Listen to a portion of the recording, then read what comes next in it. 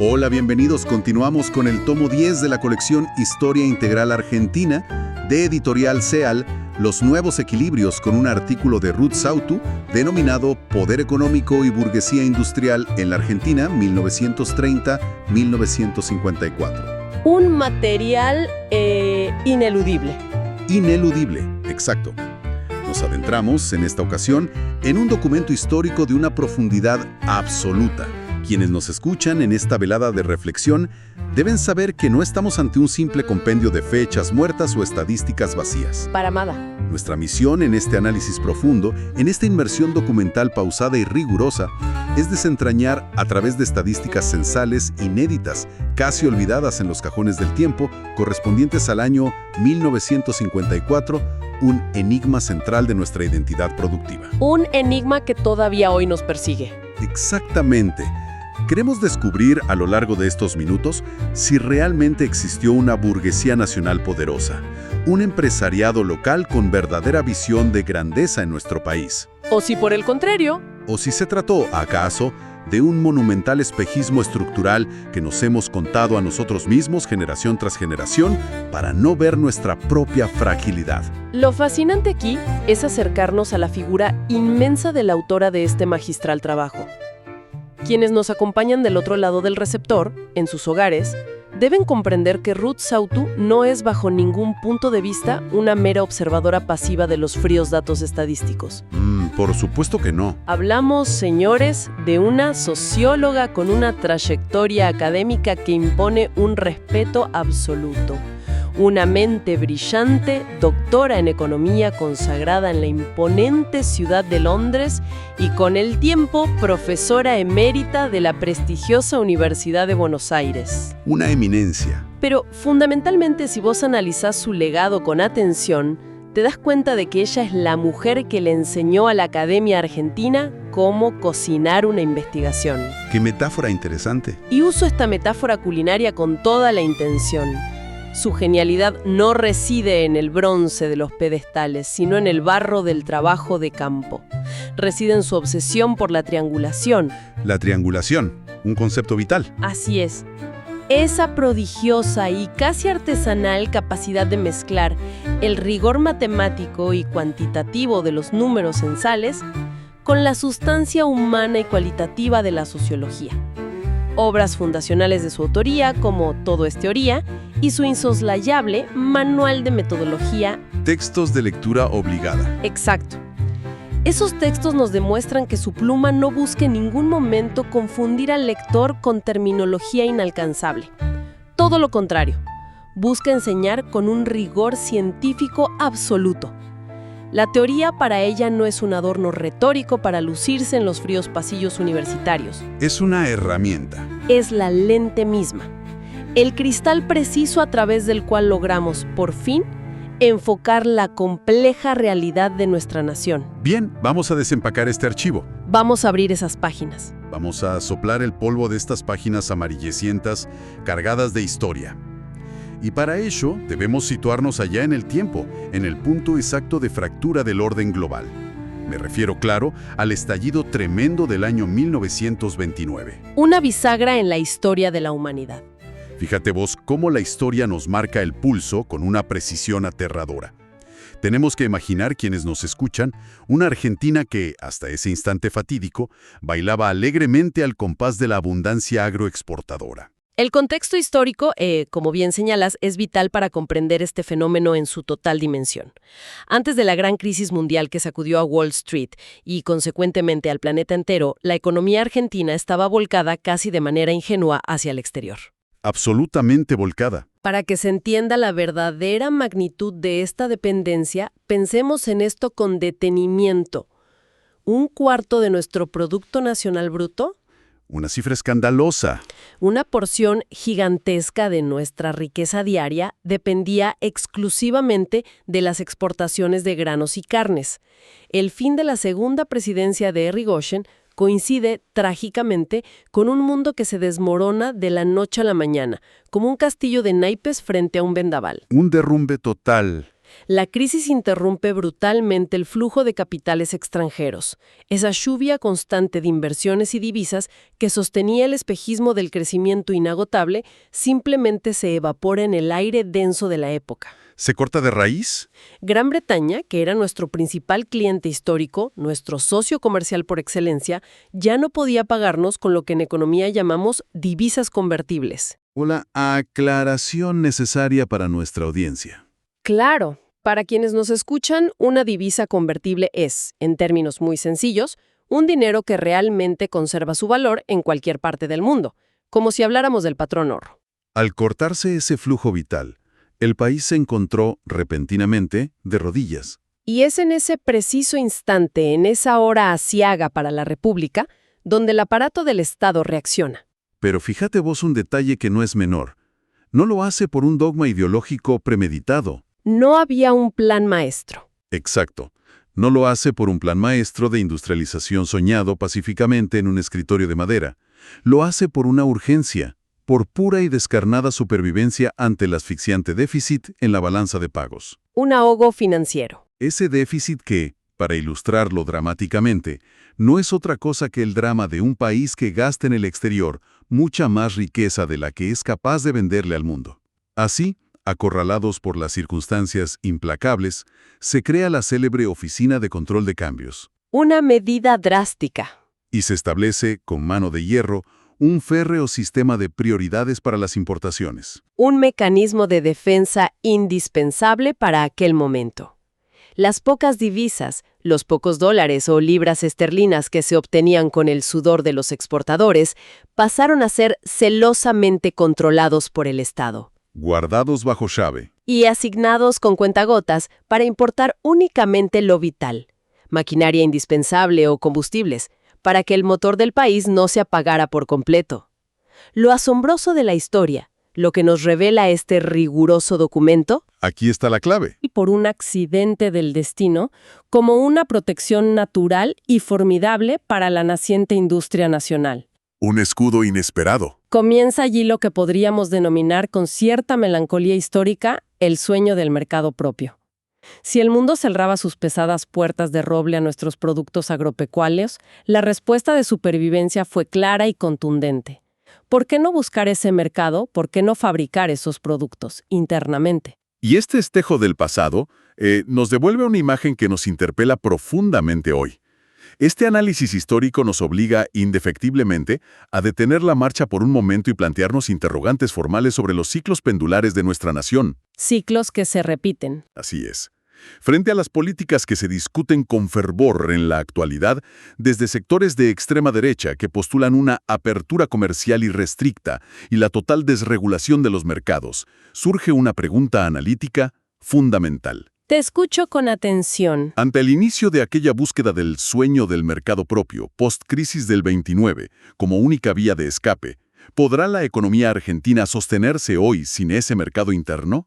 Y, además, si la creación de la Oficina de Control de Cambios funcionó, en su momento como una coraza, como una herramienta de defensa vital. Un baluarte ante la crisis. Al compararlo con la actual política de eliminación absoluta de controles de cambios y desregulación sistemática, la pregunta es inevitable. ¿Se están desmantelando acaso las defensas estructurales que, en el pasado, permitieron la supervivencia y la diversificación económica frente a las tempestades globales? Son interrogantes de una gravedad insoslayable. No estamos aquí para dictar sentencias definitivas, ni mucho menos. Pero ella, la autora, nos muestra una realidad detallada. Con base en la evidencia. Y nos invita a un ejercicio de pensamiento crítico continuo. La historia, bien lo sabemos los que nos dedicamos a esto, no dicta dogmas absolutos, pero oficia de implacable espejo. Observar si las políticas actuales, en su afán de eficiencia teórica, eliminan los cimientos mismos de nuestra protección, es un ejercicio comparativo no solo válido, sino absolutamente necesario. ¿Un ejercicio de lucidez?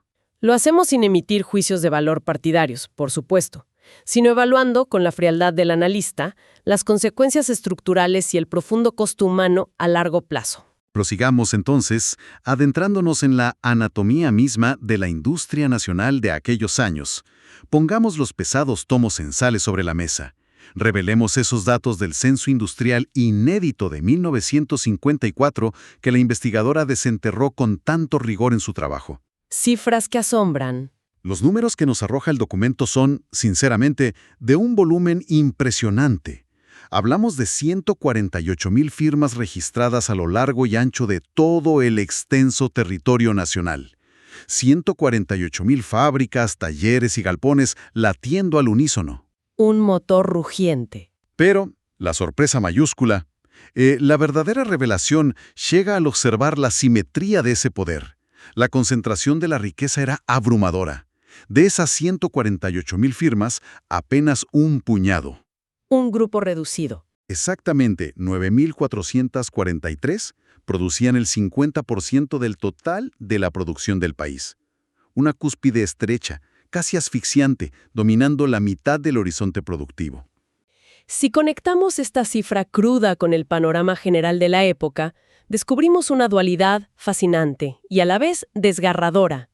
Porque a pesar de esa brutal concentración de la riqueza en ramas muy pesadas, enormes maquinarias como las gigantescas refinerías del norte agreste, Gigantes de acero y humo. la verdadera industria argentina, el pulso diario de las calles, descansaba sobre los cansados hombros de la pequeña empresa.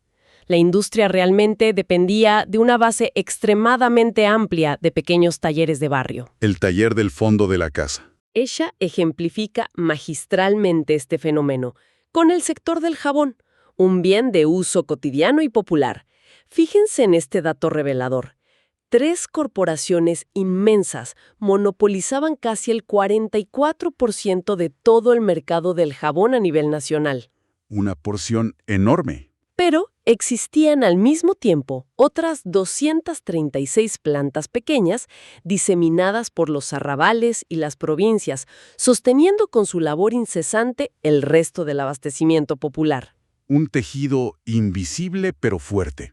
Y lo mismo ocurría exactamente lo mismo. Si uno caminaba por los galpones donde se ensamblaban artefactos eléctricos, en el ensordecedor ruido de la fundición de cobre o en el dulce aroma de las pequeñas fábricas de chocolate. El mercado argentino estaba lleno de estas diminutas pero vitales entidades productivas, trabajando de sol a sol sin descanso. Ese inmenso sustrato de las pequeñas y medianas empresas era, en palabras textuales de la investigación que hoy nos convoca, indispensable para el mantenimiento de la economía total y, sobre todo, para garantizar el consumo de productos esenciales de las familias argentinas. Un engranaje fundamental para la paz social. Esto nos lleva, inevitablemente, a plantearnos una nueva y profunda reflexión sobre el escenario político y económico contemporáneo. Si aquel silencioso pero inmenso sustrato de pymes era el verdadero motor que garantizaba el abastecimiento social en los barrios de nuestro país, Si eran el sostén de la comunidad.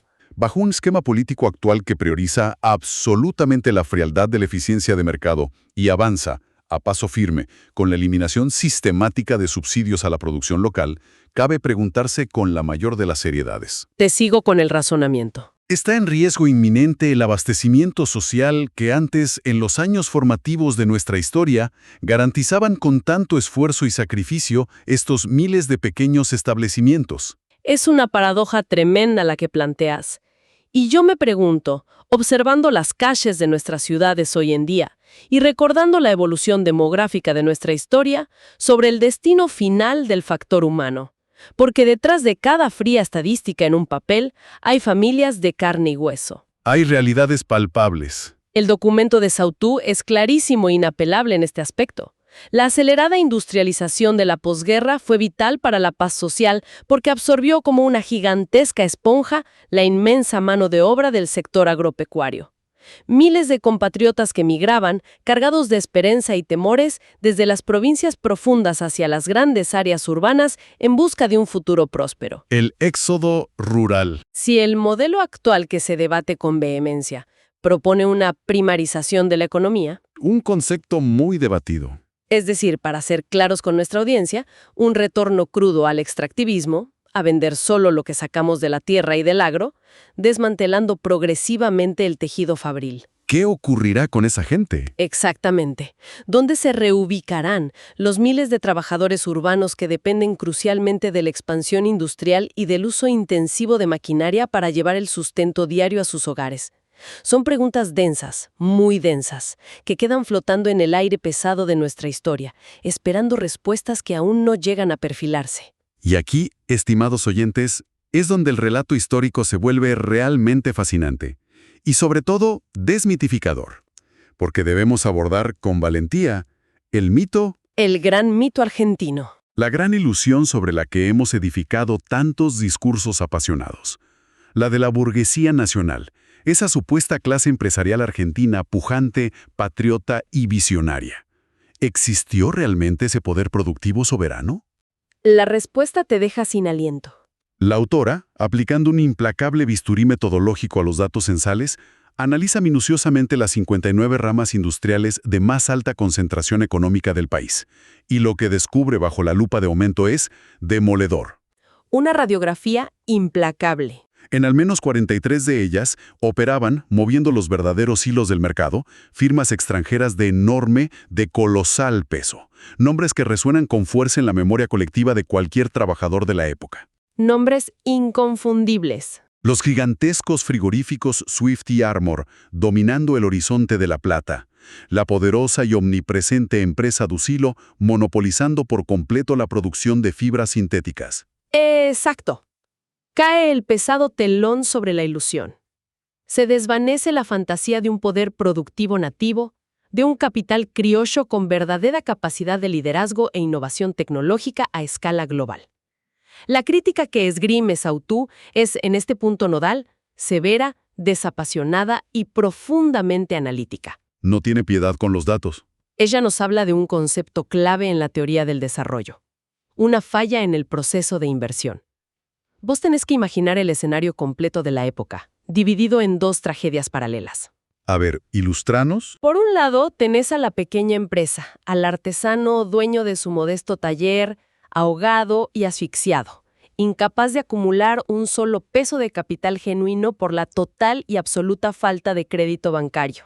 El crédito, siempre esquivo para el pequeño. Y por el otro lado del mostrador tenés a la mediana y gran empresa nacional que sí tenía ganancias formidables, pero frente al riesgo inminente del país, frente a la constante y paralizante escasez de divisas para importar lo que llamamos en economía bienes de capital, Las máquinas, es decir, los tornos mecánicos de precisión, las prensas hidráulicas, las maquinarias modernas que permiten el verdadero salto tecnológico, esa burguesía sufre una distorsión fatal en su horizonte visual.